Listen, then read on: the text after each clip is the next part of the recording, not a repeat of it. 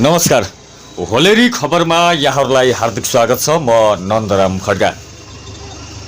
फागुन 1 गते नजिकै आउँदैछ। फागुन 1 भन्ना बित्तिकै तत्कालीन माओवादी 10 वर्षे जनयुद्धको पर्यायको रूपमा देशभर चिनिने गर्दछ। त्यसमा पनि तत्कालीन माओवादी 10 वर्षे जनयुद्धको उद्गम थलो रोल्पा जिल्लामा फागुन 1 गते आउँदै गर्दाखेरि छुट्टै किसिमको उत्साह सर्वसाधारण जनतादेखि राजनैतिक स्तरमा छाउने गर्दछ। तर पछिल्लो समय सर्वोच्च अदालतले नै जनयुद्ध दिवस नमनाउने भन्ने आदेश दिइसकेपछि रोल्पामा माओवादी नेता तथा कार्यकर्ताहरूमा लगायत सर्वसाधारणमा एक खालको निराशा पैदा भएको छ। यो विषयमा रोल्पाका माओवादी नेताहरू के भन्छन्, यस विषयमा चर्चा गर्नको निमित्त होलेरी खबरमा आज हामीसँग नेकपा माओवादी केन्द्र लुम्बिनी प्रदेशका सदस्य सांसद तथा नेकपा माओवादी केन्द्रका केन्द्रीय सदस्य दिपेन्द्र पुन सिजल हुनुहुन्छ। माननीय दिपेन्द्र पुन सिजल तत्कालीन 10 वर्षे जनयुद्धमा घाइते हुनुभएको निकै नै अङ्गभङ्ग भएर क्षति बेहोरिने माओवादी नेता मध्येको एक हुनुहुन्छ। उहाँसँग समसामयिक विषयमा कुराकानी गर्दछौँ। मान्यज्यू, स्वागत छ यहाँलाई होलेरी खबरमा। धन्यवाद। मान्यज्यू आरामै हुनुहुन्छ? ठिक छ। के छ, कहिले आइपुग्नु भयो गृह जिल्ला? म चाहिँ हप्ता दिन जसो भयो।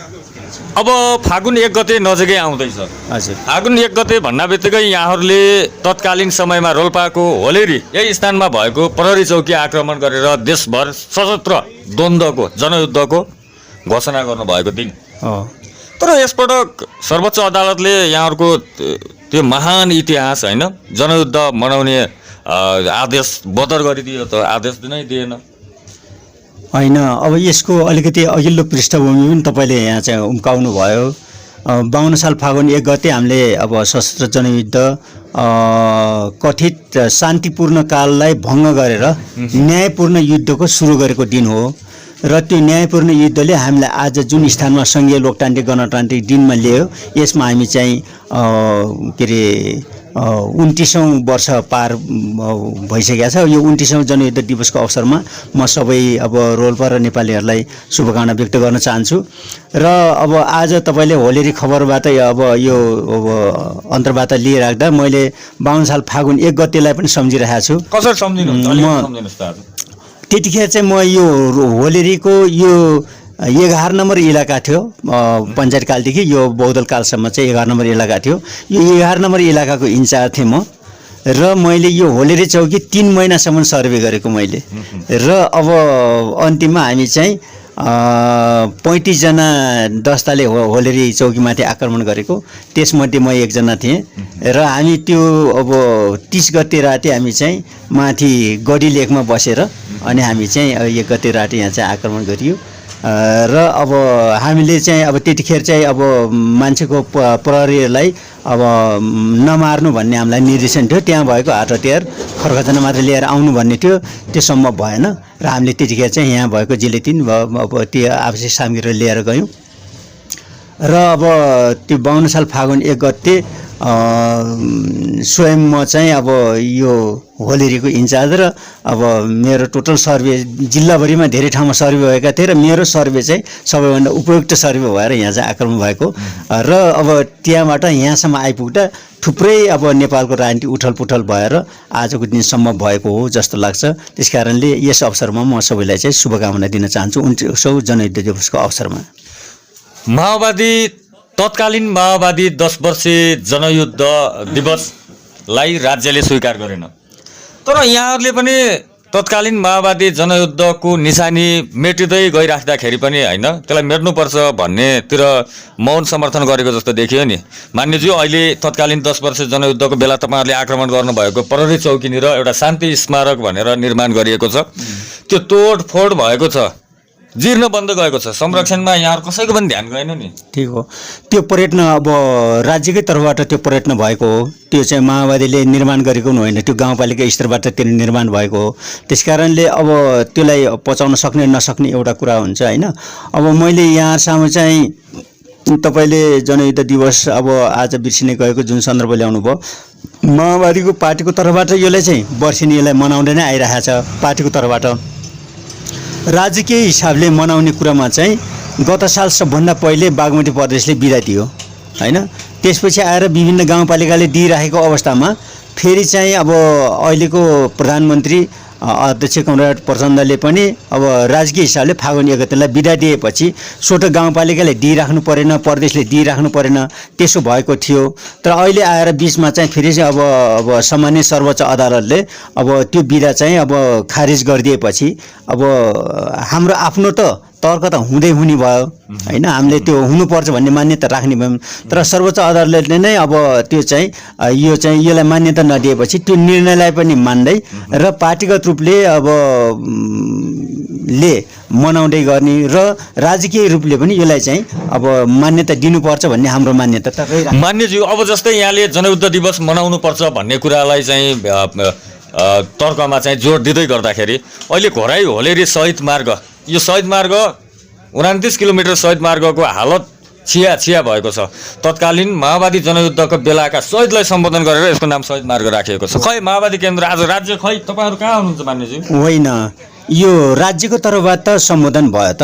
अब राज्यको तर्फबाट अब बजेटको व्यवस्थापन गरियो अनि चाहिँ अब ठेक्का पनि भयो, सबै भयो। त्यो नेताले बाटो बनाउनु त होइन होला, बजेटको व्यवस्थापन गरिने हो। यहाँ चाहिँ अब यहाँको यथार्थ अवस्था थाहा पाउनु पर्यो। बोलिरहेछौँ, बोलेको कुरा फेरि चाहिँ बाटो बिग्रिँदा अब नेतालाई दोष जान्छ, तर बाटो बनाउने ठेकदार र सम्बन्धित अब के अरे अड्डाले नबनाउँदा त्यसको दोष त फेरि चाहिँ अब पार्टी माओवादी पार्टी र त्यो नेताले त लिनु भएन नि। जस्तो अब चाहिँ यो टिप्परले बिगार्यो, त्यसपछि आएर त्यो ठेकदार चाहिँ अदालतमा गयो। त्यसै अदालतमा गइसकेपछि न यहाँको शहीद मार्ग अफिसले चाहिँ यो मर्मत गर्न मिल्छ, त्यो अदालतले न फैसला दिन्छ। त्यसपछि आएर अदालतमा गयो र त्यसपछि अदालतमा जाँदा पनि पुनः चाहिँ डिपिआर भएको छ। अहिले 3 अरब कतिको छ, अहिले चाहिँ फुल डिपिआर चाहिँ 3 अरब को चाहिँ डिपिआर आएको छ। त्यो 3 अरबको बजेट व्यवस्थापन भएर यहाँ चाहिँ अब ठेक्का लगाउने ठिक्क भएर बसेको छ, तर चाहिँ अब अदालतको फैसला छैन। अदालतको फैसला नभइकन ठेक्का लगाउँदा त्यो के अरे ठेकदारले आफ्नो दाबी फेरि छोड्दैन। त्यस कारणले यो अब सम्बन्धित मन्त्रालय, अब सम्बन्धित कार्यान्वयन गर्ने एजेन्सी र ठेकदारको बीचको चाहिँ अब कारोबार नटुङ्गिन्जेलसम्म चाहिँ अब यो बाटो यस्तो क्रोनिक हुने भयो। घोराई होलेरी खण्डको बाटो योभन्दा माथि जति राम्रो बाटो बनाए पनि तल बाटो नराम्रो हुँदाखेरि चाहिँ सबै ठाउँ शहीद मार्गभरि यस्तै प्रकारको छ कि भन्ने एउटा भान भइरहेछ। त्यस कारणले आन्तरिक प्रक्रियाको कारणले गर्दाखेरि चाहिँ ठेकदार र सम्बन्धित अफिसको अब मामिला कुरो हो। अब अहिले 3 अरब बजेट सुनिश्चित गरेर ठेक्का गर्ने भन्ने पनि छ। ठेक्का गर्दा बित्तिकै त्यो ठेकदारले फेरि चाहिँ मेरो साइडमा चाहिँ किन ठेक्का गरिएको भनेर फेरि पुनः ऊ अदालतमा जान्छ। त्यस कारण यो कुरा चाहिँ प्रक्रिया नटुङ्गिएको हुनाले यसको दोष जति चाहिँ यहाँको पार्टी नेता र विशेष गरी माओवादी पार्टीलाई आइरहेको छ, तर यो कुरा चाहिँ आम जनताले पनि बुझिदिनु पर्यो। अब मान्यज्यू, यहाँलाई रोल्पाका जनताले कति माया गर्छन्, कति आशा भरोसा गर्छन् भन्ने कुरा त तत्कालीन समयमा यो प्रदेश सभाको निर्वाचनताका 5 दलीय तत्कालीन गठबन्धनको निर्णय यहाँले चाहिँ अस्वीकार गरेर पानीधारा चुनाव चिन्ह लिएर स्वतन्त्रबाट उम्मेदवारी दिँदै गर्दाखेरि पनि प्रदेश सभामा जनताले मत दिएर यहाँलाई निर्वाचित गराए। अब यहाँका जनताहरूमा नैराश्यता छाएको छ। यो होलेरी ग्वारखोला सडक खण्डको रानीबास भन्ने ठाउँमा पुल छैन। त्यहाँका जनताहरूले डोरीको भरमा कष्टकर र जोखिमपूर्ण तरिकाले बर्खामा यात्रा गर्छन्। आज पनि त्यहाँको सडकको अवस्था राम्रो छैन। शहीद मार्गको कुरा, अन्य कुराहरू अब तपाईँले भनिदिनुहोस्, यो विशेष गरी 2 दक्षिण रोल्पाका मुख्य प्रवेशद्वारहरूको कहिलेसम्म स्तर उन्नति हुन्छ, कहिलेसम्म राम्रो हुन्छ, कहिलेसम्म यहाँका शहीदहरूको नाम राखिएको छ, शहीदहरूको सम्मान हुन्छ? यो होलेरी ग्वारखोला रानीबासको चाहिँ त्यहाँ समस्या के भयो भने अब सङ्घीय बजेटबाट चाहिँ अब के ग्वारखोला खण्डमा पुल बन्ने यहाँ भइएछ भने त्यो चाहिँ घोराई अब सडक डिभिजनले हेर्ने र घोराई सडक डिभिजनले हेर्दाखेरि चाहिँ अब डाङतर्फको ग्वारखोलाको सबै पुलहरू बनिसक्यो, फेरि पनि ग्वारखोला पुल भएर आउँछ, त्यसपछि आएर ग्वारखोला पुल भएर आउँछ, त्यो रिजेक्ट भएर जान्छ, त्यो रोल्पालाई थाहा हुँदैन रहेछ। त्यसपछि के रहेछ भने ग्वारखोला रानीबास भन्ने रोल्पा भन्ने हुनुपर्ने रहेछ, त्यसको अख्तियार रोल्पामा आइदिएको भयो, त्यो पुल उहिले बन्थ्यो, तर अब अख्तियार घोराइमा आउने तर हामीलाई जानकारी नहुनेको स्थितिले यो भयो। त्यो स्थिति पत्ता लगाइसकेपछि गत साल चाहिँ म निर्वाचित हुन बित्तिकै अब म त्यहाँ चाहिँ अब के अरे रोल्पाको चाहिँ प्राविधिक कार्यालयका साथीहरूलाई लगेर नापेर अब आफ्नै कन्टिजेन्सीबाट चाहिँ सर्वे गरेर सोइल टेस्ट गरेर ठिक्क भएर 8 करोड कति लाख बराबरको चाहिँ त्यहाँ चाहिँ एउटा अब डिजाइन आइपुगेको छ। अब अहिले चाहिँ त्यो लुम्बिनी प्रदेशको अब एकदमै ध्यान आकर्षण भएको छ र अब फेरि त्यहाँ चाहिँ फेरि अलिक तदर्थ जस्तो के भइरहेछ भने त्यो ग्वारखोला खण्ड चाहिँ अब डाङ सिँचाइको निम्ति जलाशय निर्माण गर्ने भन्ने एउटा चाहिँ चर्चा छ फेरि चाहिँ। त्यस कारणले गर्दाखेरि चाहिँ पक्की पुल हाल्ने हो, त्यो जलाशयले डुबानमा लगिदियो भने के गर्ने, त्यसै अहिले अब तात्कालीन रूपले बेली ब्रिज गराउने कि अथवा जलाशय नगराउने हो भने अब पक्की पुल नै हाल्ने भन्ने कुरामा चाहिँ भइरहेछ। सायद यस आर्थिक वर्षमा चाहिँ अब त्यो सम्बोधन गर्नै पर्छ, किनभने मैले रोल्पाको होइन हाम्रो दक्षिण एसियाको के अरे दक्षिण नाकाको ढोका खोल्नुपर्छ। र अब अहिले चाहिँ अस्ति मैले चाहिँ अब लुम्बिनी प्रदेशको अब अर्थमन्त्री राजेशजीलाई पनि धनबहादुर मास्कीजीलाई पनि लिएर आएर सबै हेरेर यो पटक चाहिँ सम्बोधन गर्नुपर्छ भन्ने कुरा चाहिँ भएको छ। अब अलिकति यहाँको राजनैतिक विषयवस्तुतिर केन्द्रित रहौँ। अब यहाँले तत्कालीन समयमा गठबन्धनको उम्मेदवारीलाई अस्वीकार गर्नुभयो र आफ्नै स्वतन्त्र रूपले आफ्नै उम्मेदवारी दिएर विजय भइसकेपछि पुनः आफ्नै फेरि पुरानै घर भनौँ पुरानै पार्टी नेकपा माओवादी केन्द्रमा फर्किनुभयो। अहिले प्रदेश सरकारले पूर्णता पाउन सकिरहेको अवस्था छैन लुम्बिनीमा। यहाँ मान्य मन्त्री बन्ने कुरामा चाहिँ यहाँले हिजो जो विरुद्ध उम्मेदवारी दिनुभयो गठबन्धनका उम्मेदवार नेपाली काङ्ग्रेसका अमर सिंह पुनलाई पराजय गरेर स्वतन्त्र रूपमा यहाँ निर्वाचित भइसकेपछि उहाँले फेरि आज अब्जेक्सन जनाइराख्नु भएको छ यहाँलाई मन्त्री हुनको लागि बन्नको लागि भन्ने समाचारहरू सुन्न पाउँछु मान्यज्यू। अब स्वतन्त्र र फेरि पार्टीमा फर्केको कुरा गर्नुभयो। यो धरतीमा स्वतन्त्र भन्ने चिज केही पनि छैन होइन। तब हामी यो घरको आश्रय लिएर बसिरहेका छौँ होइन। त्यसमा चाहिँ अब त्यसमा चाहिँ अब कतिपय मामिलामा चित्त बुझेन, गठबन्धनको मामिलामा चित्त बुझेन। यसको चाहिँ पार्टीको विरुद्ध पार्टी त जान्छन् भने गठबन्धनको विरुद्धमा जानु चाहिँ त्यति ठुलो कुरो पनि थिएन। जे होस् अब चाहिँ परिणामले चाहिँ अब चाहिँ ठुलो अन्तर देखाइदियो, यो चाहिँ अब मान्ने कुरो भइहाल्यो। म पुरानै ठाउँमा फर्किएँ, यसमा मेरो चाहिँ दोष भएन। र अब चाहिँ अब मलाई चाहिँ मन्त्रीमा रोक्या भन्ने कुरा हो। मन्त्रीमा रोकेको कुरा चाहिँ अब नेपाली काङ्ग्रेसको अब लुम्बिनी प्रदेशको सभापतिज्यूले चाहिँ सार्वजनिक अब उसमा चाहिँ टेलिभिजनमा विभिन्न सार्वजनिक कार्यक्रममा बोलिरहेको कुरा हो, त्यो उहाँको कुरा हो। बाँकी कुरा चाहिँ अब माओवादी पार्टीले मलाई चाहिँ मन्त्री हुनको निम्ति अब नेकपा एमालेको सरकारमा हुँदा 9 जना मन्त्रालय हुँदाखेरि 3वटा मन्त्रालय चाहिँ एमालेले दिने, अब अहिले 11वटा हुँदा पनि अब चाहिँ 3वटा पनि नदिने भन्ने कुरा चाहिँ हुँदैन। अब त्यो चाहिँ माओवादीले अब 3 जना मन्त्रीमा चाहिँ सिफारिस गरेकै छ, 3 जना मध्ये 2 जना गएको छ, बाँकी 1 जना चाहिँ अब मसहित 3 जना सिफारिस गरेको हो। बाँकी कुरा चाहिँ अघि पछि हुने कुरा र अब एक दिन अघि पछि हुने कुरामा त्यसमा मेरो के हतार पनि छैन।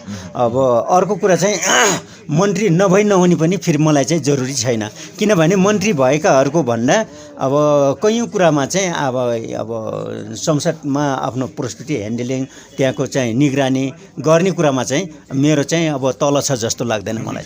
देशलाई पनि थाहा छ कि माननीय सिजल पुन भनिसकेपछि रोल्पाका जनताले अत्याधिक माया भरोसा विश्वास गर्ने लोकप्रिय नेताको रूपमा उहाँ परिचित हुनुहुन्छ र यहाँले यो व्यवस्था परिवर्तनको लागि 2052 सालपछि जसरी युद्धमा होमिनु भयो, आफ्नै शरीर पनि होइन अङ्गहरू गुमाउनु भयो यहाँले।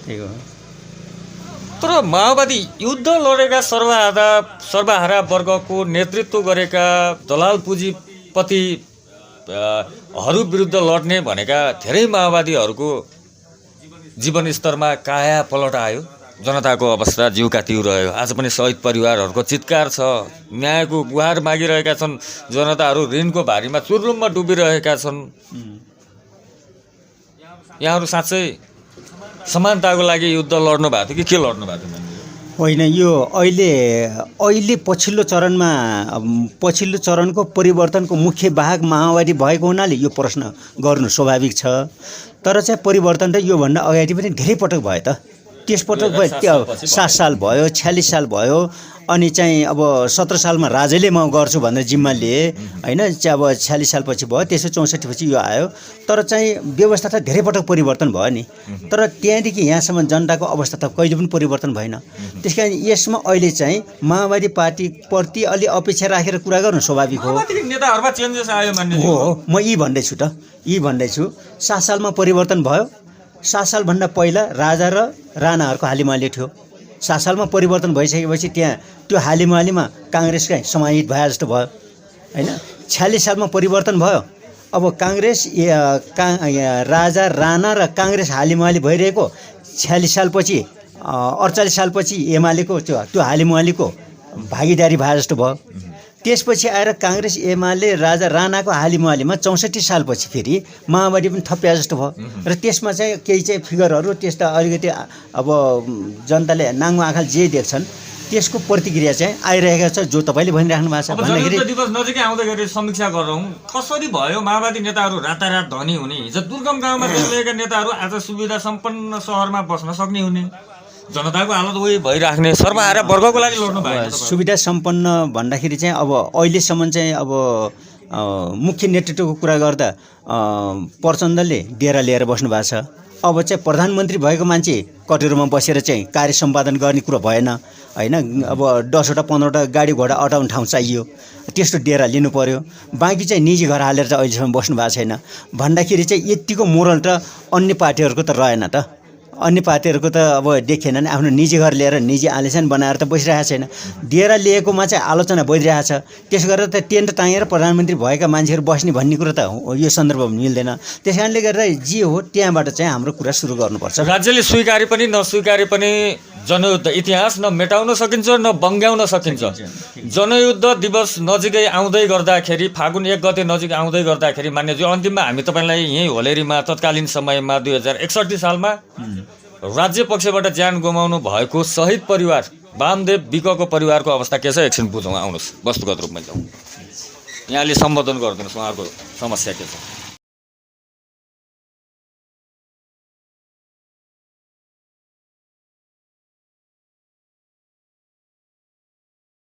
अलिकति उहाँको समस्या सुनौ न।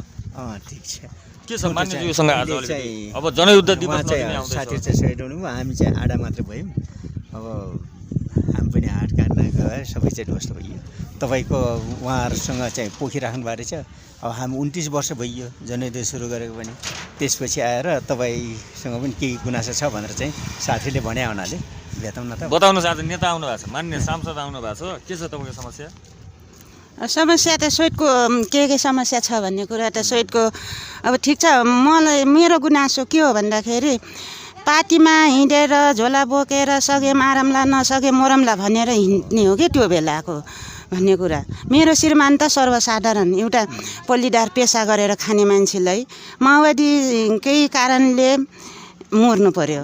किनभनेपछि त्यही गाडीमा स्याडी पुलिसको स्याडी पनि आएको, त्यही गाडीमा माओवादीको इन्चार्ज पनि आएको हुनाले अब त्यही इन्चार्जले मेरो श्रीमानसँग हात मिलाउँदाखेरि अब यो पनि माओवादी रहेछ भनेर पहिला गोली हानेर यहाँ त घाइते बनाएर मार्यो। तल कुइलाखानी लगेर मारिसकेपछि हजुर कुइलाखानी लगेर मारिदियो पुलिसको स्याडीले। त्यहाँदेखिबाट अब बच्चा मेरो छोरी 1.5 वर्षको साउनमा 2 पुग्ने थिए, छोरो 9 महिनाको गर्भ थियो। त्यतिखेर बाउले मारिदियो। बाउले मारिदिएर अब सट्टे टट्टे भन्ने कुरा नि अब दिएकोले दिएको भन्नुपर्छ, खाएकोले खाए भन्नुपर्छ, ल्याएको भन्ने हुन्छ। अब 10,25,000 मैले ल्याएँ। के मान्छे बाँचे भए त्यही मात्रै हुन्थ्यो र कमाइ त्यति त या त्योभन्दा कति पनि कमाउनु थियो होला, तर म त्योमा सन्तोषी हुन्थेँ कि। मानिज्यू अब जसरी उहाँले कुरा गर्नुभयो श्रीमान गुमाउनु भयो होइन यहाँहरू त सम्बोधन गर्ने ठाउँमा हुनुहुन्छ अङ्गभङ्ग हुनुभयो यहाँ आफैले पनि भन्नुभयो होइन आधा सहिद भए भन्ने खालको यहाँले पनि भाव दिनुभयो होइन अब उहाँ अहिले विद्यालयको जग्गाको यो छाप्रोमा बसिराख्नु भएको छ 10 लाख राज्यबाट पाए पनि छोरा पढाउनै उहाँलाई परिवार पाल्न हम्मे छ सम्बोधन गर्ने ठाउँमा हुनुहुन्छ उहाँलाई किन फर्काइरहेको यस्तो के अरे उहाँ लगायत सबै चाहिँ शहीद परिवारहरूको के छ भन्दा त्यो 10 लाख रुपियाँ चाहिँ राज्यको तर्फबाट पनि यो 10 लाख चाहिँ अब तात्कालीन सम्बोधन भनेको छ तत्काल यो अन्तिम भनेको छैन र अब तत्काल राहत भनेको छ यो 10 लाख राहत भयो अब बाँकी चाहिँ अब के गर्ने भन्ने सम्बन्धमा चाहिँ अब गत साल चाहिँ अब प्रधानमन्त्री भइसकेपछि सबै चाहिँ अब पक्ष प्रतिपक्ष जे जति मारिए त्यो सबैलाई चाहिँ शहीद भनेर शहीद घोषणा भयो राज्यको तर्फबाट अब शहीदको मान्यता प्राप्त भयो गत सालदेखि त्यो शहीद परिवारको तमाम शहीद परिवार के थियो भने हामीलाई पैसा राहत प्राप्त भयो यो भन्दा पनि ठुलो हामीलाई चाहिँ राज्यले मान्यता दिनु पर्यो भन्ने चाहिँ शहीद परिवार थियो त्यही उहाँहरू सबै चाहिँ शहीद हुनुभयो होइन अब शहीद भएपछि आधिकारिक राज्यको शहीद हुनुभयो नि त र त्यो राज्यको शहीदको उहाँहरू परिवार हुनुभयो पहिला माओवादी पार्टीको मात्रै शहीद परिवार हुनुहुन्थ्यो अहिले राज्यकै हुनुभयो त्यसैले त्यो अब गत सालदेखि एउटा राहत भएको छ होइन अब अर्को चाहिँ के छ भन्दाखेरि चाहिँ अब यो 10,25,000 उहाँलाई दिएको तात्कालीन राहत हो अब चाहिँ सत्यनिरूपण तथा मेलमिलाप आयोग चाहिँ अहिले चाहिँ अब के अरे सङ्घमा चाहिँ प्रस्तावित चाहिँ विधेयकको रूपमा चाहिँ अब दर्ता भएको छ र त्यो चाहिँ त्यो पारित भयो भने सके अब सबै पक्ष प्रतिपक्ष मिलेर त्यसलाई चाहिँ पारित गर्ने र अब भएन भने पनि अब अल्पमत बहुमत गराएर भए पनि प्रक्रियाबाट भए पनि त्यो टुङ्गाइदिने र अब उहाँहरूको जान परिवार केटाकेटीलाई के सम्बोधन गर्ने हो त राज्यकै तर्फबाट ठ्याक्कै हजुर म उहाँबाट लिन्छु के छ तपाईँसँग समस्या अहिले के भोगिराख्नु भएको छ समस्या अब पढ्न लेख्न समस्या छ बस्ने बास छैनन् हाम्रो त्यो अब घाँसबासको पनि अब समस्या छ सबभन्दा मैले के भन्न खोज्छु भन्दाखेरि ठिक छ राज्य पक्षबाट शहीद भए पनि भयो विरोधी पक्षबाट भए पनि भयो शहीद भइहाल्यो शहीद भइसकेपछि शहीदको परिवारले एउटै सम्मान हुन पर्यो के शहीदको परिवारले एउटै सम्मान हुन पर्यो राज्य पक्षको शहीदले पनि र विरोधी पक्षको शहीदले पनि एउटै सम्मान हुनु पर्यो र पाउने सेवा सुविधा बराबर नै पाउँदा र शहीदका बच्चा बच्चीले पढ्न लेख्न निशुल्क भनेको खोइ कहाँको नेताहरूको सोचाइ आफ्ना छोराछोरी भएर कहाँको स्कुलमा लगेर पुर्याउनु भएको छ हाम्रा छोराछोरीले कहाँ पढेका छन् त्यो हेर्नु पर्यो कि नेताहरूले त्यो हेर्नु पर्यो र हाम्रा छोराछोरीलाई पेसा जागिर चाहियो पढ लेखे भएकाले जागिर चाहियो नभएकाले उसको क्षमता अनुसारको योग्यता अनुसारको उसले रोजगार चाहियो मान्यज्यू अब फागुन 1 गते नजिक आउँदैछ जनयुद्ध दिवस के कमिटमेन्ट गर्नुहुन्छ आज तपाईँले उहाँ समक्ष उहाँ एउटा प्रतिनिधि पात्र हुनुहुन्छ उहाँ जस्तै शहीद परिवार हुनुहुन्छ उहाँले जे भन्नुभएको छ त्यो त अब सत्यनिरूपण तथा मेलमिलाप आयोगले त्यो सम्पन्न गर्यो भने एउटा निश्चित राज्यले मापदण्ड बनाउँछ त्यसअनुसार नै अब उहाँले भनेअनुसारको त्यो भित्र पर्छ तर अहिले त्यो पास नहुँदै पनि उहाँले शहीद परिवारलाई केटाकेटीलाई पढाइदिने भने चाहिँ 18 वर्षसम्म चाहिँ निःशुल्कै पढाइरहेको छ त उहाँको केटाकेटीले त्यो अवसर पाउनु भएको छ कि नै 18 वर्ष मैले पाएँ त्यो त अब राज्य चाहिँ त्यहाँ पुग्नु पर्यो त्यहाँ पुग्नु पर्यो यहाँको अब राज्यले घाइते अपाङ्गहरूलाई चाहिँ लुम्बिनी प्रदेशले निःशुल्क उपचार गरिराख्नु पर्छ भनेको छ 17-18 लाखसम्मको उपचार गरिरहेको छ भनेर उहाँसम्म पुग्नु पर्यो नि यहाँ समाज त यहाँ चाहिँ अब कोही अथवा माओवादी हुनु होला अथवा अब विद्रोही पक्ष हुनु होला राज्य पक्ष हुनु होला तर यहाँ त सत्ता त छ स्थानीय सरकार छ प्रदेश सरकार छ सङ्घीय सरकार छ अनि उहाँ चाहिँ कहाँबाट यहाँ अब अलग भइराख्नु भएको छ त 18 वर्षसम्म चाहिँ के अरे निःशुल्क पढाइरहेको छ अब 4वटा चाहिँ शहीदले पढ्ने स्कुलहरू छ त्यहाँ किन पढेनन् कसरी छुट्न गर्थ्यो यो त हाम्रो विडम्बना कुरो हो नि त त्यो त उहाँको कमजोरी हो र मेरो कमजोरी हो त्यस कारणले अब कतिपय टाढाबाट अनि चाहिँ सबै शहीद परिवार सबै टाढाबाट त छैनन् नि अब यस्तो कुरा थाहा नपाएकोलाई चाहिँ तपाईँ जस्तो म जस्तो थाहा पाएको मान्छेलाई पढ्नु भएको छ भने उहाँलाई खोजी नीति गर्नु पर्यो यो त समाजको पनि दायित्व हो नि त माओवादीको मात्र दायित्व अथवा अर्को पक्ष मात्र दायित्व पनि त भएन उहाँले भनेको कुरा त शहीद परिवारलाई चाहिँ अब 18 वर्षभन्दा निःशुल्क पढाउँदा ब्याचलरसम्म निःशुल्क पढिरहेका छन् 18 वर्षमा होइन ब्याचलर हो +2 हो अनि त्यो समय अहिले त्यो नपढ्नेहरूले अब सरकारी स्कुलमा पढिरहेकोहरूले वर्षको 17-18 हजार रुपियाँ चाहिँ पाइरहेका छन् होइन 5 वर्ष मुनिकाले चाहिँ अब वर्षको 60,000 रुपियाँ चाहिँ के अरे त्यो अब भत्ता पाइरहेका छन् भन्दा त्यो उहाँ कहाँबाट छुट्नुभयो अब मान्यज्यू जस्तो उहाँहरूलाई राज्य पक्षले दिने केही प्याकेजका निश्चित रकम अथवा होइन केही भन्दा पनि आत्मनिर्भरतासँग कसरी जोड दिन 25,000 मात्रै भन्नुभयो उहाँले नपाएको ठहर छ उहाँले पाउनु भएको छैन आत्मनिर्भरतासँग उहाँका जस्ता परिवारलाई कसरी जोड होइन होइन सकिन्छ भन्ने? त्यो पनि हो सिपमूलक उहाँले अब यतिको मान्छेले उहाँको निःशुल्क सिपमूलक चाहिँ अब तालिम बनाइरहेको छ विभिन्न तालिमहरू पनि बनाइरहेको छ उहाँले अब त्यो तालिम पनि नपाएको अब ठहर्यो अघि उहाँले 10,25,000 बाहेक मैले के पनि पाएको छैन भनेपछि त त्यत्रा सुविधाहरूबाट उहाँ कसरी वञ्चित हुनुभयो भन्दा यहाँको समाज यहाँको पार्टी यहाँको अब अग्रजहरू अग्रपङ्क्तिमा समाजको निम्ति गर्ने मान्छेहरू त उहाँ त अन्यायमा पर्नुभयो नि त उहाँ आफै सक्रिय ताटो हुनुहुन्थ्यो भने त जोडिन गइहाल्नुहुन्थ्यो त्यो त उहाँलाई जोड्ने भयो समस्या रह्यो अब यस्तो कुरामा तपाईँको ध्यान आकर्षण भयो आज तपाईँले पनि जानकारी हेरौँ अब अन्त्यमा के छ मान्यज्यू होइन अहिले चाहिँ यस्तो चाहिँ कोही पनि छुट्नु हुँदैन मैले मुख्य चाहिँ भनिसकेँ अब सत्यनिर्पण तथा मेलमिलाप आयोग चाहिँ अब टेबल भएको छ सङ्घमा त्यो पारित भयो भने सायद चाहिँ यो सबै चाहिँ सङ्घका शहीद परिवार बेपत्ता घाइते सबैको चाहिँ समूल रूपले चाहिँ समाधान गर्ने भन्ने छ त्यसो हुँदाखेरि चाहिँ अब उहाँ चाहिँ अब त्यसरी अलग भएर अब उहाँलाई त राज्यले खोज्नुपर्छ अब हिजो पनि खोज्नु पर्थ्यो त्यो पारित हुँदा बित्तिकै उहाँलाई चाहिँ राज्यले खोज्नुपर्छ राज्यको दायित्व हो आशावादी हुनुहुन्छ हुनु पर्यो हस् धन्यवाद यहाँहरू दुवैजनालाई